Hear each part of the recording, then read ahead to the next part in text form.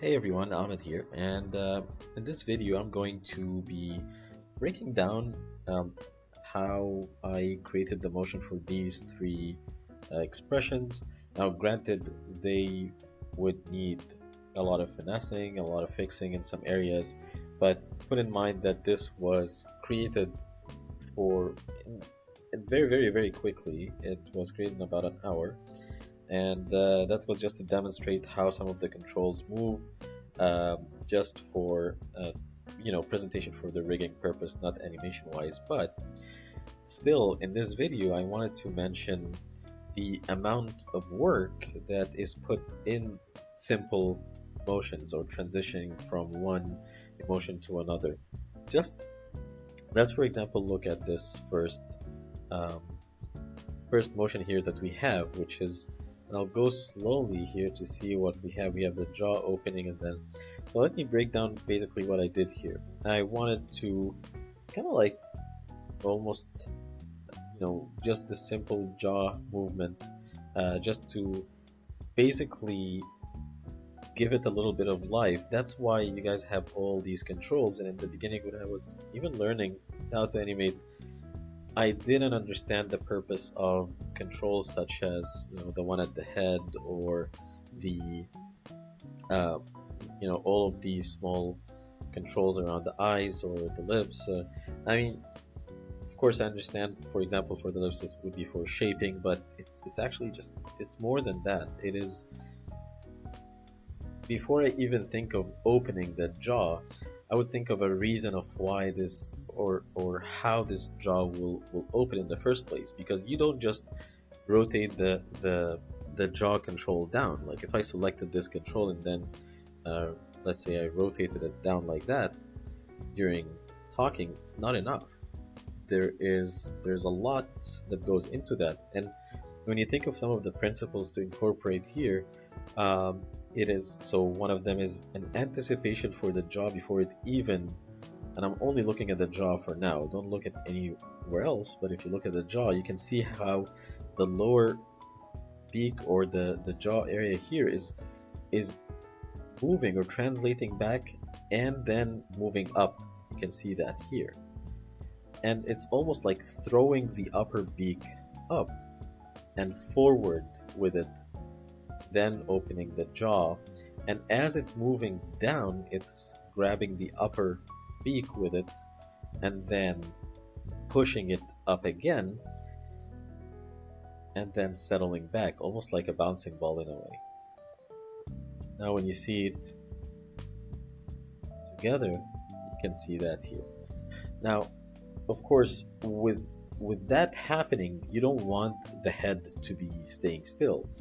You want to add a little bit of, like an, almost like an overlap here in this area of a type of a secondary motion here, where you can, it's almost the, after the beak is moving and after I'm done with animating the beak, I'm thinking, what else can it drag with it? And I'm thinking it's probably the upper head control, this control here, right? This here. And all of these small details, and you can see, guys, here how the beak is pulling the upper head down and then pushing it up. All of these small details, it just creates life in your motion here, right? So that's one of the motions. And then the next motion was, or the next action here that we have was the smile. And let me actually hide some of these controls here so we look at the action. So the smile was like this. And now when we look at it almost frame by frame, it is, before we even smile again, personally, that's my personal view. As I'm animating, I would think of a reason, or a beginning to actually push for that smile, which is an anticipation for the smile. So most of the time I would think of an anticipation before making any motion. And you can see here I'm trying to make it move on a almost, let me actually draw it for you.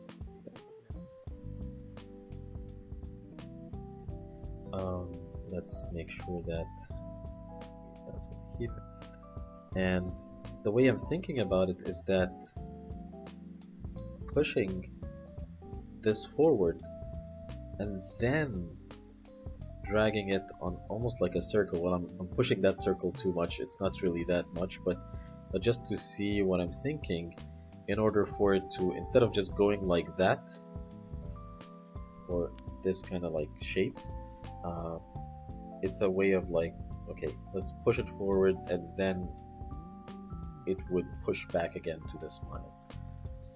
Okay, so let's see what we're having here, and you can see slowly it's pushing forward and then it's going down a little bit to go on an arc almost, and then grab it or like push it up. And you can see I'm incorporating most of the time that upper head control, not necessarily through rotation, but I can translate it as well, so it's kind of like up and down, right?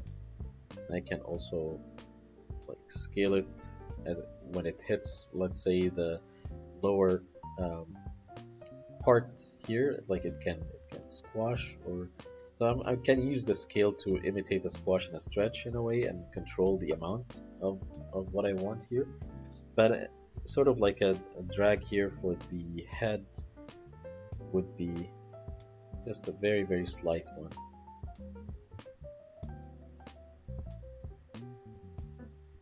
Actually very subtle that you can barely see it.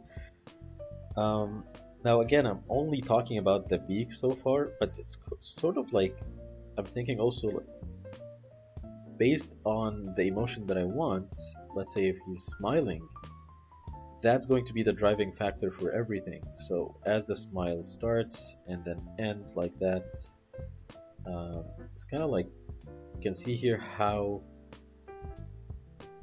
even the head is making the same anticipation going up and then down through that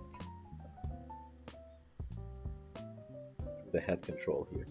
It's moving slightly up and then down.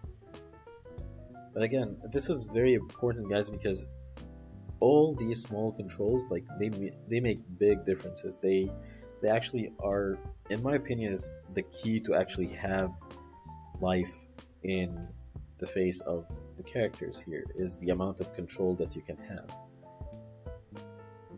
Now we have this last motion, so let's look at how it looks like overall, and let's look at it here step by step. So you can see that there are some parts here that are almost broken that we can need still to adjust a little bit, right? And by the way, the head turn, the way it's animated, the head actually, it's about you can see how the head is moving forward first, this control here, slightly moving forward, and you can see here these are baked, these keyframes are baked because I used animation layers, and I didn't even clean it up later because again this was just to show some of the controls, how to move them for rigging purpose. But something like, for example, the head moving side to side, that would need a I created an animation layer for that. So all I did was just move the head control sort of like forward and then down and then up. That's the only purpose of this. And then I created another layer, animation layer, just to add the left and right, and I can decrease and increase the amount of left and right motion through the slider here. But right now the animation layers are merged. The other thing is that you can see here that when it's going down like this, I scaled the neck controls, the extra neck controls, to give it a little bit of,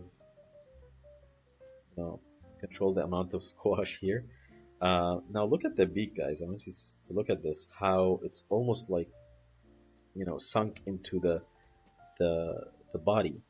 Now, of course, something like that, I would go and start fixing it. So, for example, let's say this is the beak control, and something like that for the beak. What I'll do is probably scale it a little bit like that.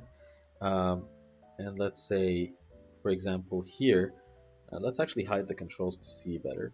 But you can simply just scale the lower beak. In a way, you're using all these controls to sculpt your uh, the shape that you want. It's a series of keeping on continuing to sculpt and get the pose that you want. Okay. So just a quick idea of why you would want to use all these controls. You can see even the upper head is like thrown back. It's a little too much. I would tone it down personally. Um, but again, for the purpose of just pushing this to show you guys how actually this adds a little bit more life to it, uh, that's why we need all these controls. And hopefully that quick demonstration gave you an idea of um, planning what you need to do in order to make your motion more alive. For example, I started with the beak, and then the beak was the driving force to actually move the whole body and the head, and everything else depends on that.